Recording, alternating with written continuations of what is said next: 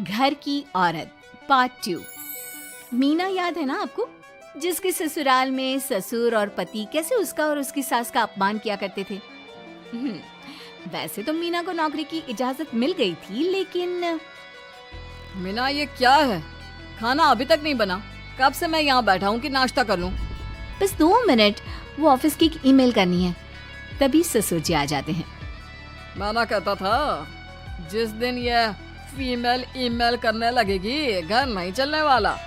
तभी सास हाथ में नाश्ते की प्लेट ले आती है।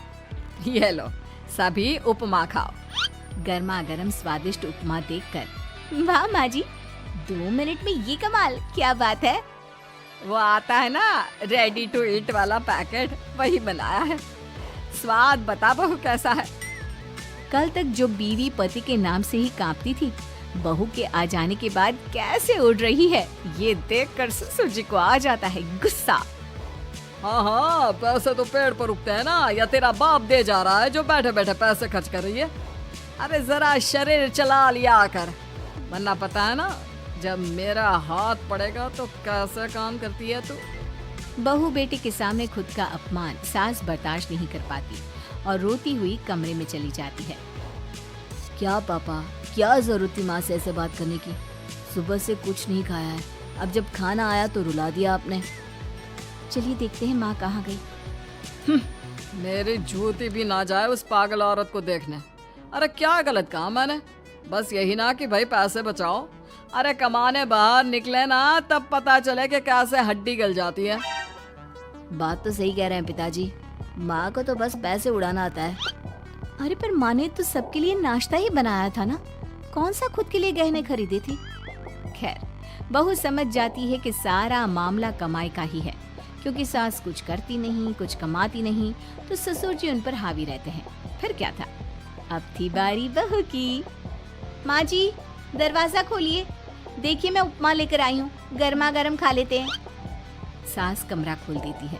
सामने खड़ी होती है बहू, हाथ में उपमा की प्लेट लेकर।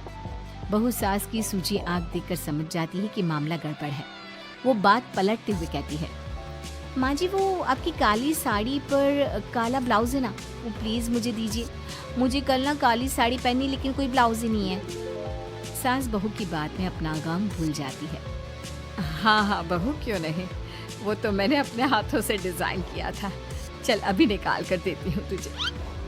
सास बहू को ब्लाउज निकाल कर दे देती है। फिर अगले रोज, माँ जी आज तो ऑफिस में कमाल ही हो गया, पता है क्या, सारी सहेलियों ने घेर लिया, पूछ रही थी ब्लाउज कहाँ से खरीदा। मैंने भी बोल दिया मेरी सास ने सिलाया, वो भी खुद डिजाइन करके।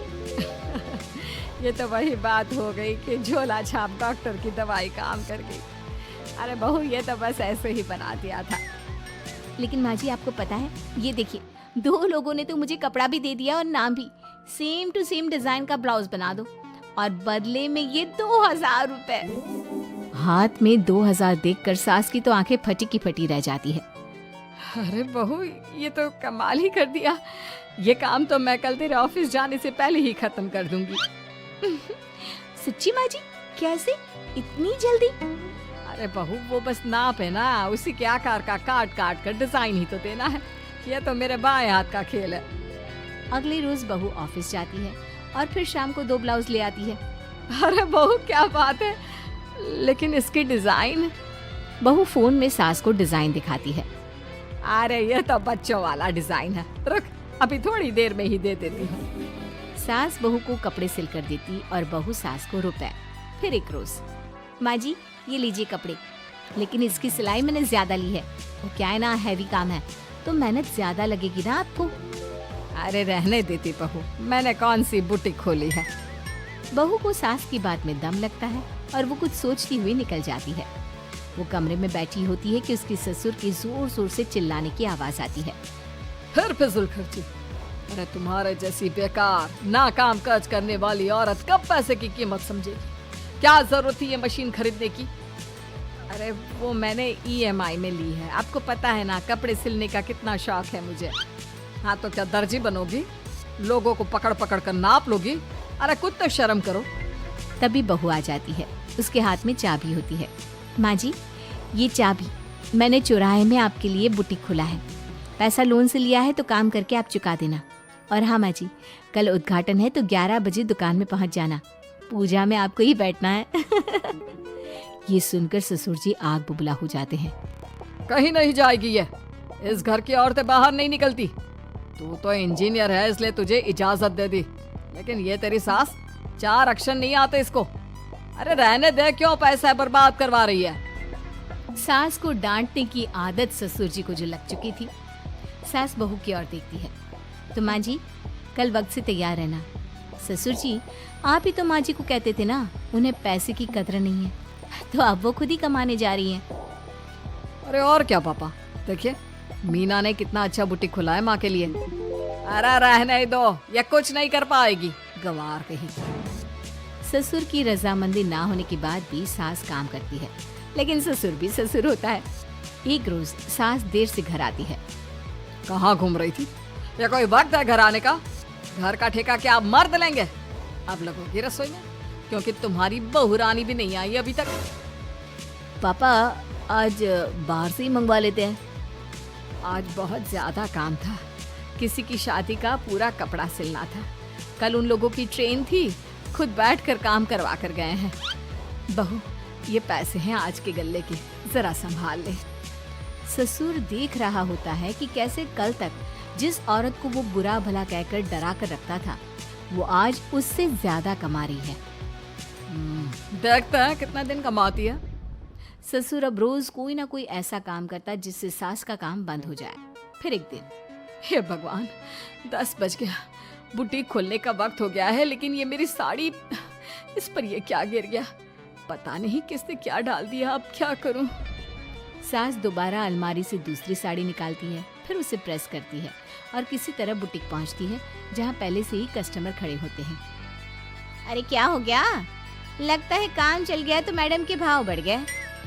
पता है, इस धूप में पिछले आधे घंटे से खड़े हैं। पता होता तो वो बगल वाली शॉप में ही दे देते। अरे अरे माफ करिएगा, वो क्या हुआ ना, तैयार होकर निकल ही रही थी कि साड़ी में सॉस गिर गया। दोबारा साड़ी चेंज की तो आप आई। ठीक है, लेकिन अब आ गई है तो जरा जल्दी से कपड़े दे दो, हमें जाना है।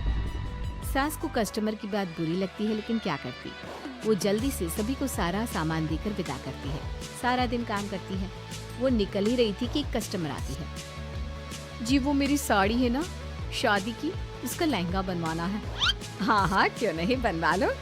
शादी की साड़ी के साथ इमोशंस जुड़े होते हैं। बिल्कुल सही बोला आपने। परसों मेरी शादी की सालगिरह है, तो जरा बना देना।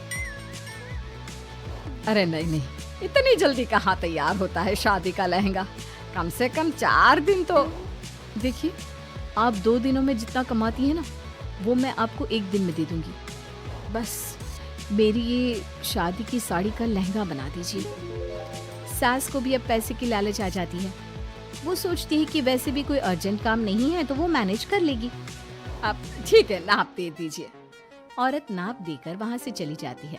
सास सोचती है कि घर जाकर रात में काम करेगी। ये सोचकर वो उस औरत की शादी की साड़ी घर ले आती है। वाह, अब काम घर पर भी ले आ रही हो। हाँ, लेकिन घबराइए नहीं, घर के काम में कोई असर नहीं होगा। सास घर का काम करती है, बहू के साथ खाना बनाती है, खिलाती है, और फिर क्या बात है सासू माँ, बड़ी जल्दी जल्दी काम कर रही हैं आज। सास बहू को सारी बात बताती है। क्यों माँ जी, इतनी भी क्या मेहनत करना? अरे बात सिर्फ पैसे की नहीं है, बल्कि उस बेचारी औरत की इमोशंस की भी थी। ये उसकी शादी की साड़ी है ना। ससुर पास खड़ा सब सुन रहा था। अब देखो, बहुत काम करने का शौक है ना। कैसे भरे बाजार तुम्हारी दुकान खुद तुम बंद करोगे।